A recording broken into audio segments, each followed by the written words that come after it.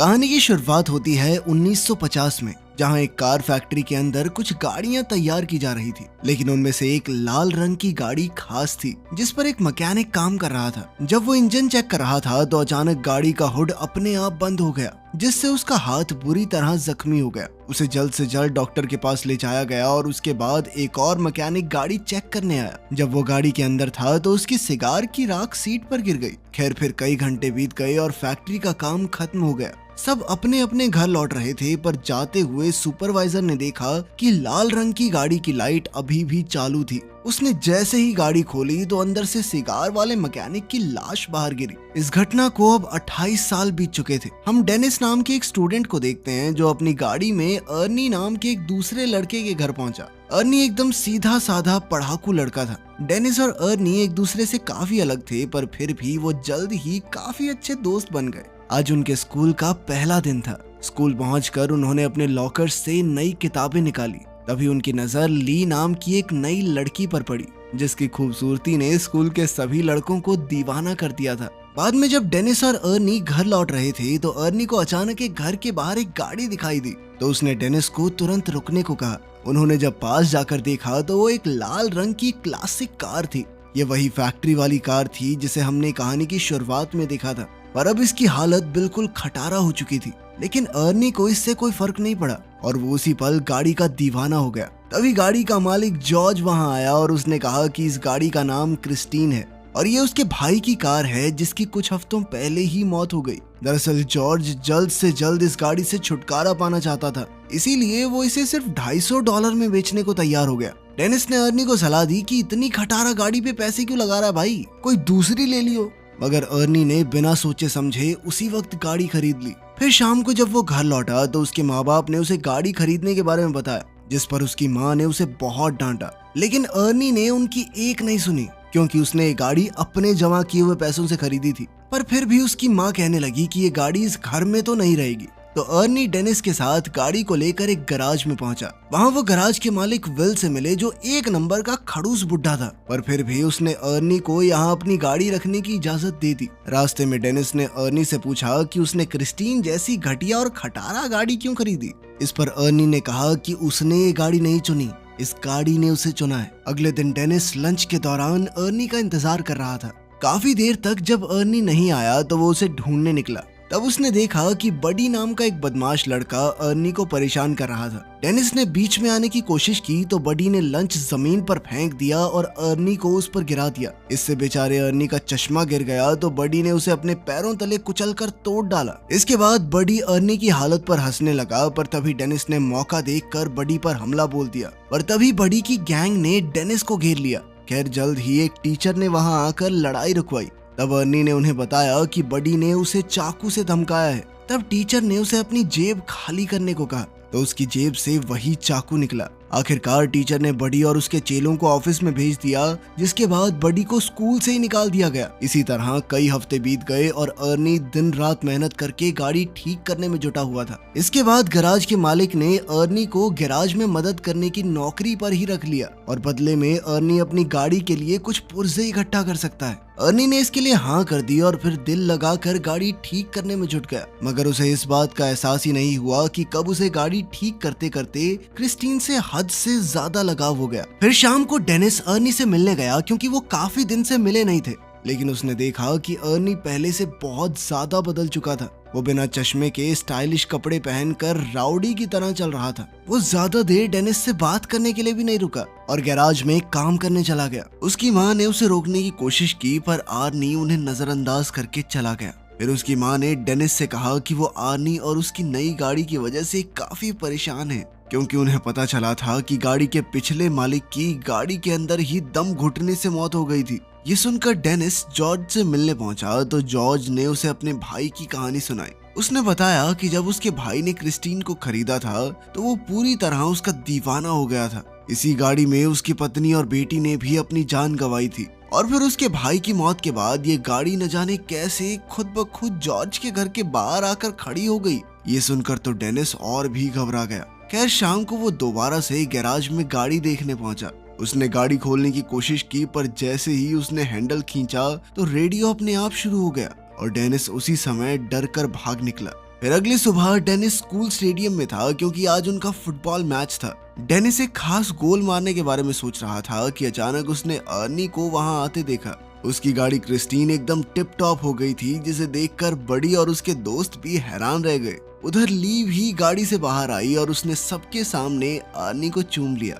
ये देखकर डेनिस को थोड़ा गुस्सा आया और मुकाबले से उसका थोड़ा ध्यान भी हट गया। इसी मौके का फायदा उठाकर विरोधी प्लेयर्स ने उसे धक्का देकर बॉल छीन ली। इस धक्के से डेनिस इतनी जोर से जमीन पर गिरा कि वो तुरंत ही बेहोश हो गया और उसे बहुत गहरी चोट भी आई। इस घटना के कई दिन बाद डेनिस की आंख खुली तो उसने देखा कि वो एक हॉस्पिटल में था और उसकी टांग और गले में प्लास्टर लगा हुआ था। तभी अर्नी उससे मिलने आया। तब डेनिस को एहसास हुआ कि उसका दोस्त कुछ ज्यादा ही तेजी से बदल रहा है। कहाँ 1 महीने पहले वो एक डरपोक सा लड़का हुआ करता था जो अपने घर वालों की हर बात मानता था। खैर अर्नी जल्द ही उसे अलविदा कहकर निकल गया। फिर शाम को वो ली के साथ मूवी थिएटर गया और बाद में वो दोनों गाड़ी में ही एक दूसरे को चूमने लगे। पर जब मामला आगे बढ़ा तो ली अचानक उतरकर गाड़ी से बाहर आ गई। अर्नी उसके पीछे गया तो ली कहने लगी कि मुझसे ज्यादा तो तुम इस गाड़ी से प्यार करते हो। अर्नी को उसकी बातें बहुत अजीब लग रही थी, लेकिन फिर भी उसने जैसे तैसे ली को मनाकर वापस गाड़ी में बैठाया। लेकिन उसी समय अचानक विंडशील्ड खराब हो गई तो अर्नी बाहर निकलकर देखने लगा।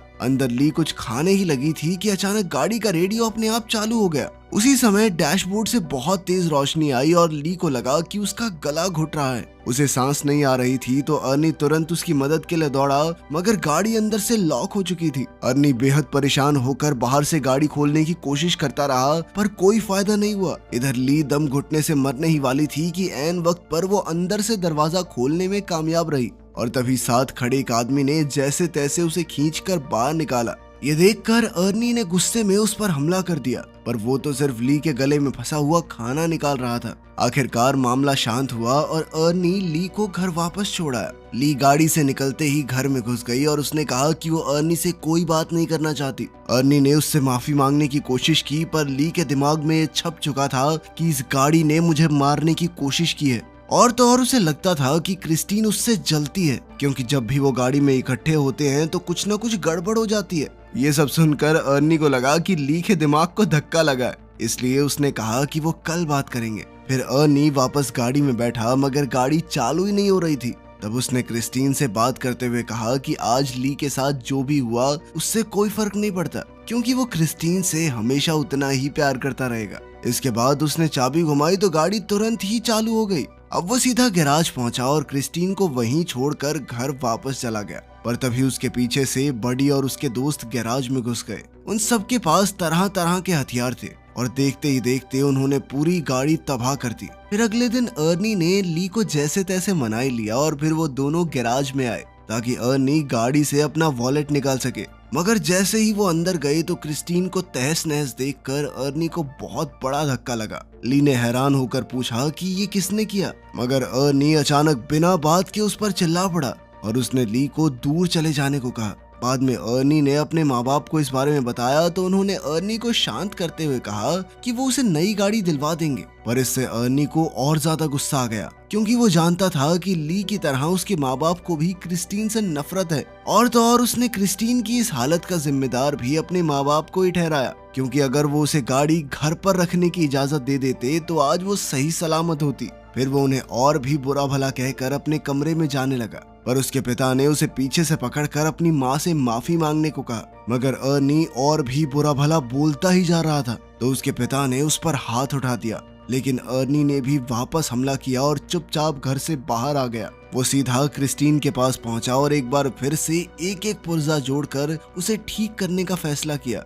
मगर उसने अब जो देखा उसके पैरों तले जमीन ही खिसक गई। उसने देखा कि मानो जादू से गाड़ी अपने आप ही ठीक हो रही थी। तब अर्नी ने खुश होकर गाड़ी से पूछा कि वो क्या क्या कर सकती है। अब गाड़ी ने कुछ ही पलों में खुद को ठीक करके पहले जैसा कर लिया। खैर फिर आधी रात को हम मूची नाम के एक लड़के को देखते हैं जो बडी का साथी गुंडा था। वो सड़क के बीचों बीच एक ट्रक को रोककर उसे लूट रहा था। तभी अचानक उसे दूर से गाड़ी के इंजन की आवाज सुनाई दी उसने थोड़ी पास जाकर देखा तो पता चला कि ये तो क्रिस्टीन थी, जो एकदम नई होकर उसके सामने आकर खड़ी हो गई थी। उसे लगा कि अर्नी गाड़ी में ही होगा, तो वो समझ गया कि अर्नी को पता चल गया है कि उसने ही बडी के साथ मिलकर क्रिस्टीन को तहस नहस किया था। अब वो अर्नी से माफी मांगने लगा, पर अचानक गाड़ी की हेडलाइट जली और वो तेजी से मूची की ओर बढ़ने लगी। मूची उसी पल अपनी जान बचाकर भागा और सड़क के साथ मौजूद गली में छुप गया। उसे लगा कि अब तो गाड़ी उसका पीछा छोड़ देगी, मगर जल्द ही क्रिस्टीन दोबारा से उसके पीछे पड़ गई।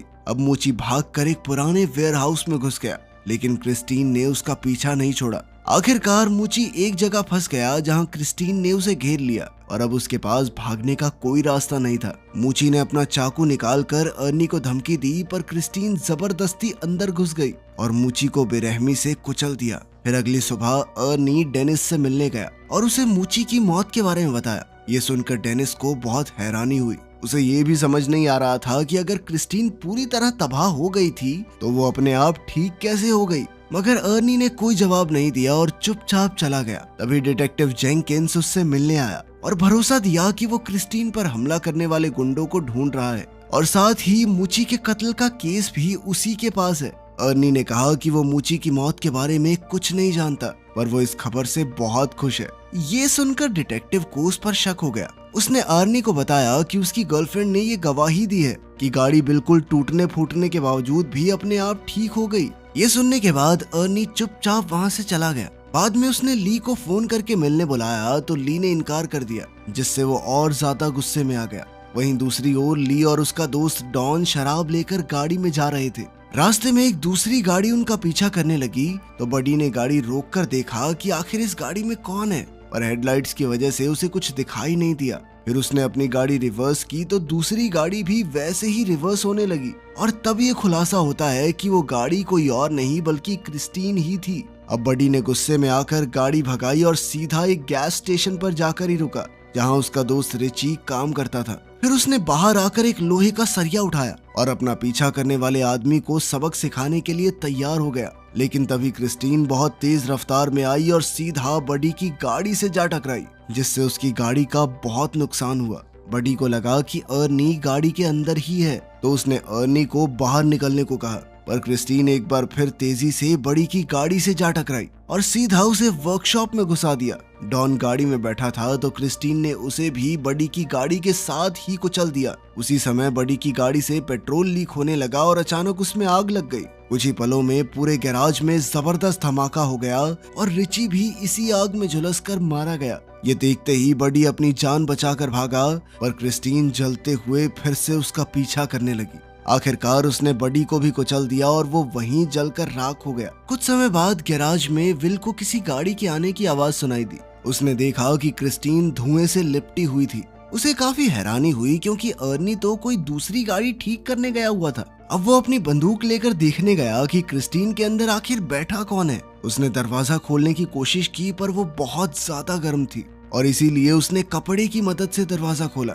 जब उसने देखा कि गाड़ी तो एकदम खाली थी, तो उसे कुछ भी समझ नहीं आया। फिर वो खुद गाड़ी में बैठ गया, पर अब उसे इस गलती का नुकसान भुगतना होगा, क्योंकि क्रिस्टीन आज कोई गवाह जिंदा नहीं छोड़ने वाली थी। अचानक उसने दरवाजा अंदर से बंद कर दिया और फिर उसने विल की सीट को डैशबोर्ड में घुसाकर बेरहमी से मार डाला। फिर अगली सुबह जब अर्नी गैराज पहुंचा, तो उसने देखा कि वहाँ कई सारी पुलिस कार्स मौजूद थी। वहाँ वो डिटेक्टिव जेंकिंस से मिला, तो पता चला कि क्रिस्टीन में गैराज के मालिक विल की लाश मिली है। इस पर अर्नी कहने लगा कि वो नहीं जानता ये सब कैसे हुआ, पर उसका दिल जानता था कि इसके पीछे क्रिस्टीन का ही हाथ है, क्योंकि वो एक बार फिर से चमचमाती हुई अपनी जगह पर खड़ी थी। उधर डेनिस हॉस्पिटल से घर लौटा, तो ली ने उसे फोन करके कहा कि वो उससे मिलना चाहती है। ली ने कहा कि उसे लगता है कि क्रिस्टीन ने अर्नी को अपने वश में कर लिया है और अब वो क्रिस्टीन की दीवानगी में पागल होकर कुछ भी उलझुल हरकतें कर रहा है। डेनिस ने कहा कि उसे यकीन है कि अर्नी खुद से कोई गलत काम नहीं कर सकता, लेकिन अगर क्रिस्टीन ने उसके दिमाग पर कब्जा कर लिया है तो उसे खत्म करना बहुत जरूरी है। इसके बाद ली अपने घर लौट आई, पर कुछ ही पलों में अर्नी क्रिस्टीन में बैठकर वहां आ पहुंचा। उसने डेनिस को ड्राइव पर चलने को कहा, तो डेनिस नीचे आ गया। अर्नी एक बार फिर से बहुत अजीब बर्ताव कर रहा था। अचानक वो बहुत तेज रफ्तार में गाड़ी चलाने लगा और फिर उसने स्टीयरिंग व्हील भी छोड़ दिया। ये देखकर डेनिस काफी ज्यादा घबरा गया और उसने कहा कि क्रिस्टीन उसके कंट्रोल में नहीं है। पर अर्नी ने अजीबोगरीब तरीके से कहा कि उसके और क्रिस्टीन के बीच में कोई नहीं आ सकता। उसे क्रिस्टीन पर पूरा भरोसा था और अपना पॉइंट प्रूव करने के लिए अर्नी कार को फुल स्पीड में दूसरी लेन में घुसा देता है। सामने से आ रही गाड़ी से उनकी टक्कर होते होते बची। अपने दोस्त को पागलपन की कगार पर देखकर अगले दिन डेनिस ने क्रिस्टीन के बोनट पर एक नोट गोद दिया, जिसमें उसने अर्नी को शाम को गैराज में मिलने के लिए बुलाया। शाम को डेनिस और ली वर्कशॉप में उसका इंतजार कर रहे थे, लेकिन अर्नी नहीं आया। तो वो दोनों पास खड़े एक एक्सकवेटर में बैठकर उसे वर्कशॉप के अंदर ले आए। उन्होंने तय किया कि ली ऑफिस में रहेगी और अर्नी के वहां जाते ही गेट को बंद कर लेगी और इसी मौके का फायदा उठाकर ली बुलडोजर से क्रिस्टीन को तबाह कर देगा। जल्द ही प्लान के मुताबिक ली ऑफिस में चली गई, लेकिन वो ये नहीं जानते थे कि क्रिस्टीन वर्कशॉप में ही कचरे के बीच छुपी हुई है। फिर गाड़ी ने अपनी हेडलाइट्स ऑन की और ली को कुचलने के लिए आगे बढ़ी। ली ने जैसे तैसे हवा में लटकते हुए एक टायर को पकड़कर अपनी जान बचाई, लेकिन क्रिस्टीन ने भी हार नहीं मानी और दोबारा उस पर अटैक करने के लिए आगे बढ़ी। तभी डेनिस एक्सकवेटर का पंजा उसके सामने ले आया ताकि ली को कोई नुकसान न पहुंचे। इसके बाद क्रिस्टीन पीछे हटकर वर्कशॉप के दूसरे किनारे पर चली गई, जबकि डेनिस एक्सकवेटर को उल्टी तरफ ले गया। अब दोनों गाड़ियां एक दूसरे के आमने सामने आ गई और पता चला कि क्रिस्टीन अब अकेली नहीं चल रही, बल्कि अर्नी उसकी मदद कर रहा है। अब वो पूरी तरह से गाड़ी के वश में था। अचानक गाड़ी ने अपनी हेडलाइट्स ऑन की और कुछ ही सेकंडों में खुद को पूरी तरह ठीक कर लिया। और तो और एक्सकवेटर ने भी काम करना बंद कर दिया था, जिसके बाद डेनिस उसे दोबारा स्टार्ट करने की कोशिश में लग गया। इसी दौरान गाड़ी ऑफिस की तरफ ली को हमेशा के लिए खत्म करने के लिए दौड़ पड़ी। वो सब कुछ तोड़ती हुई ली की ओर बढ़ी, लेकिन उस जबरदस्त टक्कर की वजह से अर्नी विंडशील्ड तोड़ता हुआ बाहर जा गिरा। ली उसे देखने के लिए आगे बढ़ी, पर अर्नी ने अचानक उछलकर उसे डरा दिया।